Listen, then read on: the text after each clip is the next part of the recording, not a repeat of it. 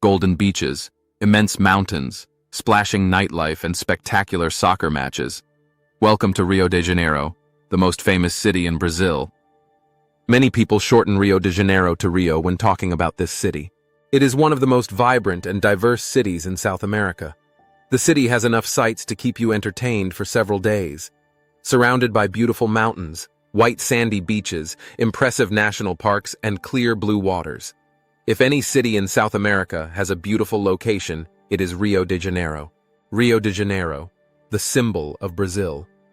Until 1960, Rio de Janeiro was the capital of Brazil, but today it is no longer. It is Brazil's second largest city, with more than 6 million inhabitants, called Cariocas. People know Rio de Janeiro mainly for its samba and bossa nova, besides which the city is known for its crowded beaches. The Copacabana and Ipanema are the most famous examples of this. In addition to these beaches, Rio de Janeiro offers several other attractions. Besides the beautiful side of Rio de Janeiro, the city also has a less beautiful side, with its many slums. It is also certainly not South America's most beautiful city, which is what we think, to date, is Quito in Ecuador. These neighborhoods are commonly called favelas, and are best avoided while visiting the city. 10x. What to do in Rio de Janeiro? Rio de Janeiro is a city full of impressive sights. In addition, the Brazilian city has something for everyone. You can enjoy the sun and the sea on the beach, you can make cultural excursions, and there are several possibilities to make a sporting vacation of your stay in Rio de Janeiro. 1. Visit Copacabana, the most famous beach in the country. If you flip open a travel guide to Brazil, chances are there will be a picture of the Copacabana in it. The beach is 4.5 kilometers long and is buzzing with energy. Restaurants, bars, and people playing soccer. A visit to Rio without visiting the Copacabana is unthinkable. This is the beach of Brazil. But frankly, we have seen more beautiful beaches in South America and even in Brazil. For example, the beaches on Ilha Grande are maybe even more beautiful. That does not change the fact that Copacabana, not to be confused with Copacabana in Bolivia, is not beautiful. 2. Go to the other famous beach, Ipanema. Ipanema is the third most famous beach in Brazil. It is a beach for the wealthier young people. This beach is just as beautiful as the Copacabana. You just pay a little more in food and drinks. It is a beach you must have seen, though, with palm trees and a beautiful sea. Ipanema is known for its upscale clubs and bars full of hipsters. The entrance fees to these upscale clubs are comparable to clubs in any other major city. If you are more of the budget backpacking, you can also just go to the affordable places like Shenanigans Irish Bar and Emporio. Tip. By the way, the word Ipanema is derived from bad, dangerous waters. 3. Explore Santa Teresa. Santa Teresa is an atmospheric neighborhood built on a hill overlooking the city. With old houses, quaint streets, and colorful restaurants and cafes, it is the city's nicest neighborhood. It is especially busy here on weekends.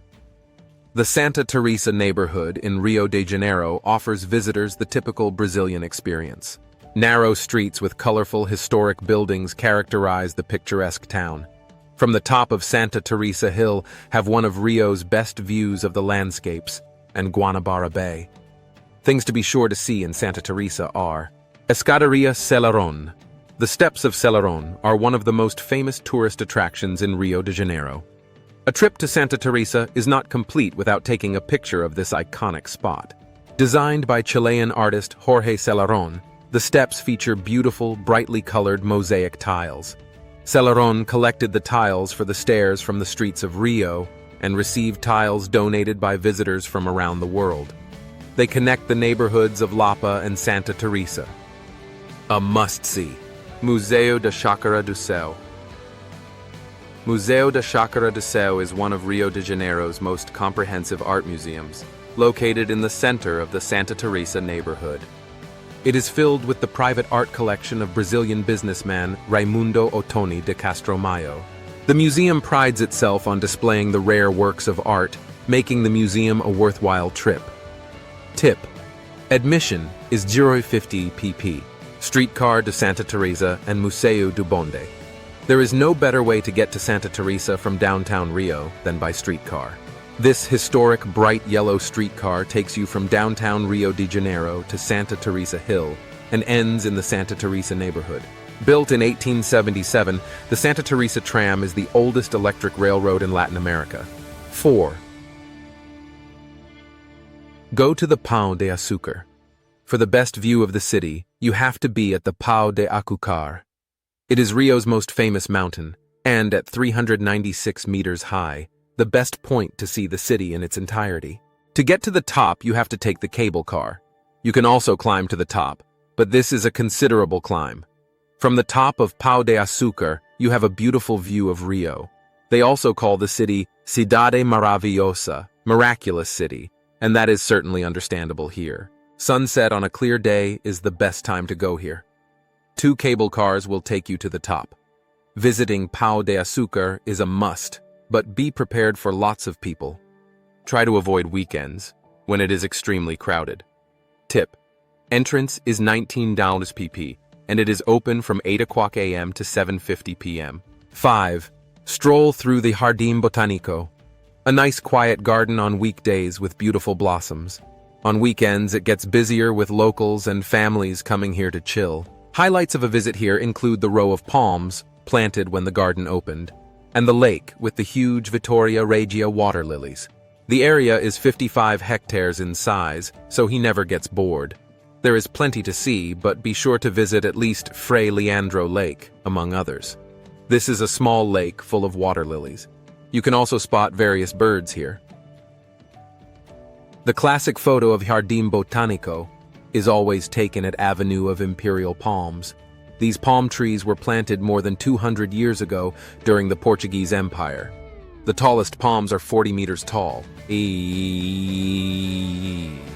Orchid House is the building of this garden and has a collection of more than 2,500 species of orchids, an explosion of colors, fragrances, and aromas.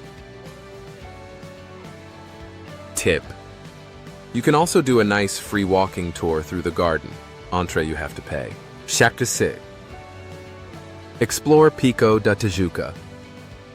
Just a 15-minute drive from Copacabana lies the tropical rainforest of Tijuca. The 40-square-kilometer park is suitable for people who want a nice hike and a break from the hustle and bustle of Rio. With mountain peaks, jungle, and a few waterfalls, this is a great place to be. The Tijuca is actually quite a sad story. In fact, it is the only remaining piece of rainforest that once surrounded Rio de Janeiro.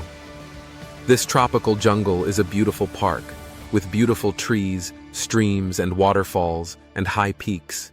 It has excellent, well-marked hiking trails. Avid hikers can climb to the top of Pico da Tijuca at about 1,012 meters above sea level.